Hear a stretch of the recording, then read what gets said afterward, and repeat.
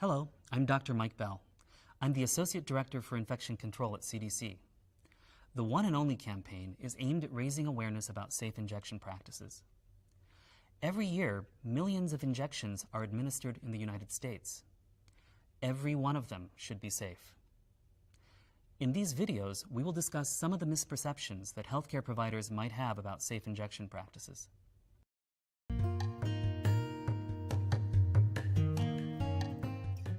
Hello, my name is Evelyn McKnight.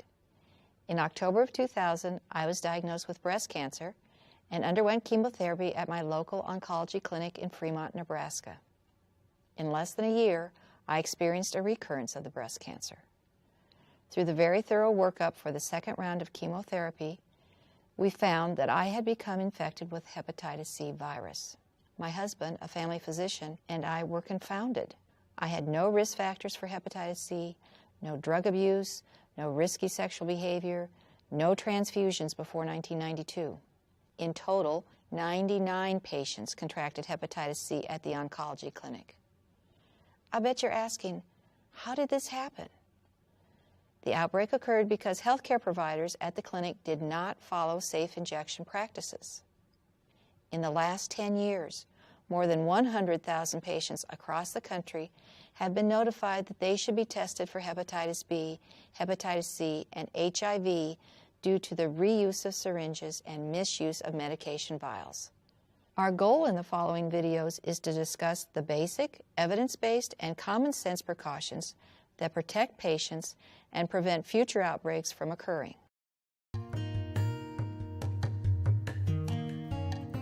Dr. Gregory is starting his first day working at a pain management clinic. He's discussing his first patient of the day with Helen, a nurse who has been with the clinic for 10 years. Good morning, Helen. How are you? Fine, good morning. I see our first patient is Miss Jones. She's here today for a steroid injection to control her knee pain. Can you show me where you keep all the supplies? Sure. Why don't you tell me what you need and I'll get the room set up for you. I can also draw up the medications. Oh, that's okay. I can draw them up myself during the procedure. I'll just need a vial of lidocaine, a vial of Kenalog, a couple of needles, and one syringe. I already have the drape and skin prep. One syringe? Aren't you giving 2 injections? Yes, but after I inject the lidocaine, I'll just change the needle and draw up the Kenalog. I'm sorry, but I'm going to have to stop you right there. First, we use multi-dose vials of lidocaine and Kenalog. Multi-dose vials must be drawn up in our medication prep area, and they can't enter the patient treatment area unless we're dedicating them to that patient and discarding them at the end of the procedure. And more importantly, reusing a syringe to access a medication vial is not safe, even if you change the needle. Besides, changing the needle would only place you at an unnecessary risk of a needle stick injury. Well, I'll make sure not to aspirate to avoid any contamination of the syringe. That won't prevent contamination. As you give the injection, blood can travel up the needle into the syringe, even if you don't aspirate. If you reuse that syringe with or without the same needle, you will contaminate the medication vial and place other patients at risk of infection. Well, you're right. Thanks for explaining those issues. I would never want to do something that places patients at risk. No problem. We're glad to have you here on your rotation, but before you do any procedures, you should review our infection control policies and procedures, which incorporate CDC guidelines. Some healthcare providers may have heard about the outbreaks due to syringe reuse and assumed they were all caused by reusing syringes or needles from patient to patient. In reality, many were due to contamination of medication vials that were used for multiple patients. All healthcare providers must understand the risk of reusing syringes or needles to access medication vials. It is best not to take multi-dose vials into patient treatment areas unless they will be dedicated to a single patient. Multi-dose vials that are used for more than one patient should be prepared and kept outside patient treatment areas. Whenever possible, multi-dose vials should be dedicated to a single patient to provide an extra layer of protection. Remember, injection safety is every provider's responsibility.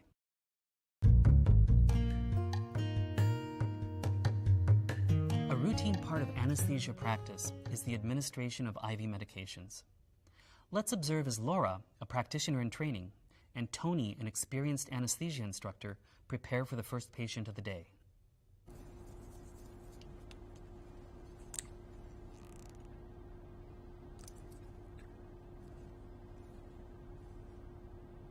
Good morning, Laura. Good morning. Are you ready for our first case? Yes, I am. I see you using a 10 cc syringe for the propofol. What are you planning to do with the leftover propofol in the vial? Well, since I only need 10 cc's for this case, I'll keep it in the cart for the next patient. No, it's not appropriate to use a single-use medication vial for multiple patients. It's important that we adhere to manufacturer's labeling for a medication, and propofol is labeled as single-use. Any medication not used for this patient should be discarded at the end of the case. Okay, but I have another question for you. Is it okay to continue using medication from this same syringe for the same patient? Yes, we can titrate dosage from a filled syringe for an individual patient, provided the syringe is handled aseptically and discarded at the end of the case. Is it okay to use the same syringe to draw out more propofol if the patient needs it? No. Once used, syringes are considered contaminated and should not be reused to draw out more medication, even for the same patient.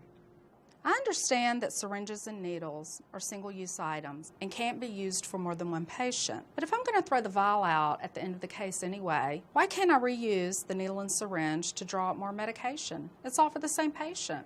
Using a new needle and a new syringe every time we enter the medication vial adds an extra layer of safety in case for some reason the vial is not discarded like it should be. To protect patients and ensure that medications are sterile, single-dose and single-use vials should not be used for more than one patient. Always use a new sterile needle and a new sterile syringe to access medications. Remember that injection safety is every provider's responsibility.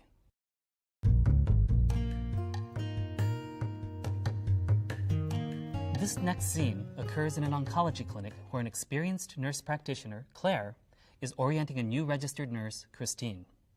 Claire and Christine have been reviewing the clinic's protocol for catheter flushing. Let's listen to their discussion. I have a question about the policy on line flushing. It said to use a pre-filled syringe of normal saline. And at the clinic where I last worked, we drew saline from a liter bag that was hung over the sink in the medication room. No, that can cause the saline bag to be contaminated and lead to infection in large numbers of patients. Saline bags are labeled as single use and should only be used for one person. Pre-filled syringes, either from a manufacturer or prepared in a pharmacy, can prevent the transmission of bloodborne and other pathogens. But I thought changing the needle prevented contamination. During the flushing process, you have to aspirate blood to be sure that the line is patent, right? Yes. Traces of blood, which can't be seen by the naked eye, can coat the inside of the needle and syringe.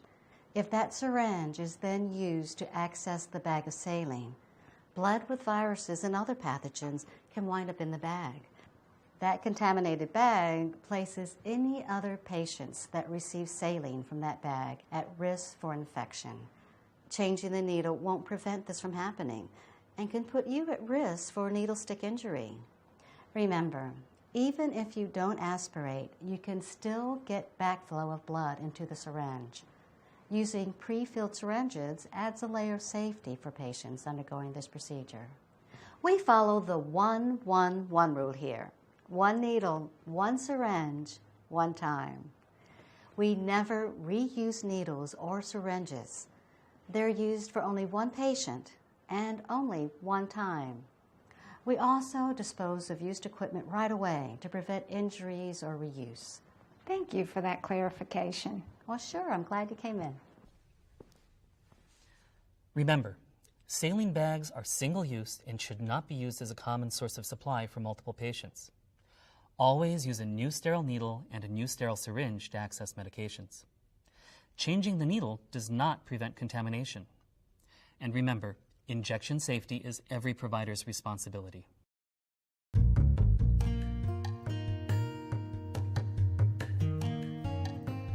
In this short video, we will review some key points of safe injection practices. Safe injection practices ensure the safety of patients, healthcare personnel, and others. As defined by the World Health Organization, a safe injection does not harm the recipient, does not expose the provider to avoidable risks, and does not result in waste that is dangerous for the community. There have been numerous outbreaks of bloodborne and other pathogens reported in the United States due to lapses in safe injection practices. Here are some examples of dangerous misperceptions that healthcare providers might have regarding safe injection practices. One myth is that contamination of injection devices is limited to the needle, and that removing the needle makes the syringe safe for reuse. The truth is that once they are used, both the needle and the syringe are contaminated and must be discarded. A new sterile syringe and a new sterile needle should always be used for each patient and to access medication vials. Another myth is that IV tubing or valves can prevent backflow and contamination of injection devices. The truth is that everything from the medication bag to the patient's IV catheter is a single interconnected unit. Distance from the patient, gravity, or even positive infusion pressure do not ensure that small amounts of blood won't contaminate the supply. Another myth is that if you don't see blood in the IV tubing or injection equipment, there isn't a risk of cross-contamination. The truth is that pathogens, including hepatitis C and B viruses and HIV, can be present in sufficient quantities to produce infection without any visible blood. And finally, the last myth is that single-use vials with large volumes that appear to contain multiple doses can be used for more than one patient. The truth is that single-use vials should not be used for more than one patient, regardless of the vial size. The following practices will help safeguard patients from transmission of bloodborne and other pathogens. Needles and syringes are single-use devices. They should not be used for more than one patient or reused to access medication vials. Once they are used, the syringe and needle are both contaminated and must be discarded. Do not administer medications from single-dose vials, ampules, pre-filled syringes, or intravenous bags to multiple patients, and never combine leftover contents for later use. In general, limit the use of multi-dose vials whenever possible. As you've heard, single-dose vials should only be used for a single patient. In addition, if multi-dose vials are used, they should be dedicated to a single patient whenever possible. This adds an extra layer of protection by minimizing the chance that a contaminated vial will be used on another patient. Injection safety is every provider's responsibility. Every injection should be safe. Anyone should be able to stop a procedure if they think it isn't safe. Please go to the website on your screen for more information. And thank you for doing your part to make every injection safe.